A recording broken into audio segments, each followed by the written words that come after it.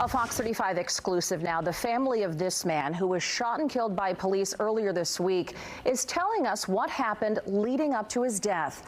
Altamonte Springs police say they had many run-ins with Eric Seckington. Fox 35's Stephanie Buffamonte is joining us live here in the studio. Stephanie, you spoke with his daughter today. I did, and she tells me she understands that her father put the neighborhood in a very scary situation. But it wasn't the first time police had been there. There have been about 40 calls for service involving Seckington this year. His daughter believes the system failed him. I would imagine 40 phone calls of erratic behavior is something that I think any rational person could look at and say, this man needs help. Victoria Davis wishes she could have done more for her father, who was shot and killed by police this week.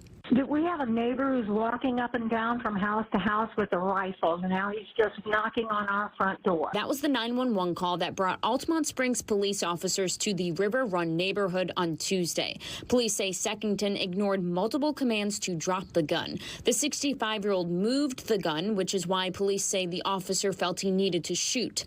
They add he never pointed the gun at them. According to police, Seckington has had a history of mental health issues and frequently acted erratically.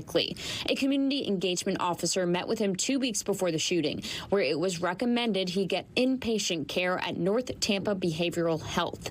Davis said she and her grandmother tried to get information from the hospital, but couldn't because of HIPAA laws. We got a call that he was taken to a mental health facility, and the next call that we get is from a police officer telling us that he's dead.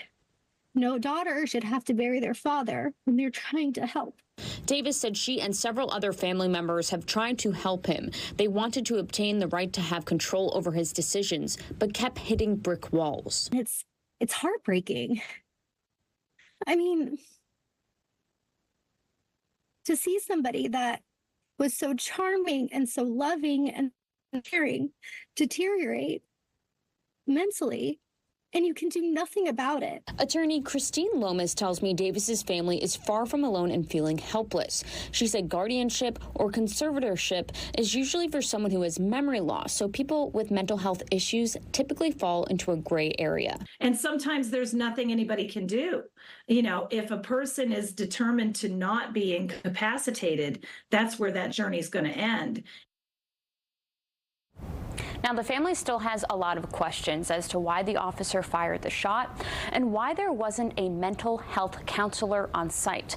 The police department says because he had a gun and there was a threat to the neighborhood, that escalated the situation, and they didn't have time to get a community engagement officer there. They add more than half the department has mental health training. Live in the studio, Stephanie Buffamonte, Fox 35 News. Stephanie, thank you.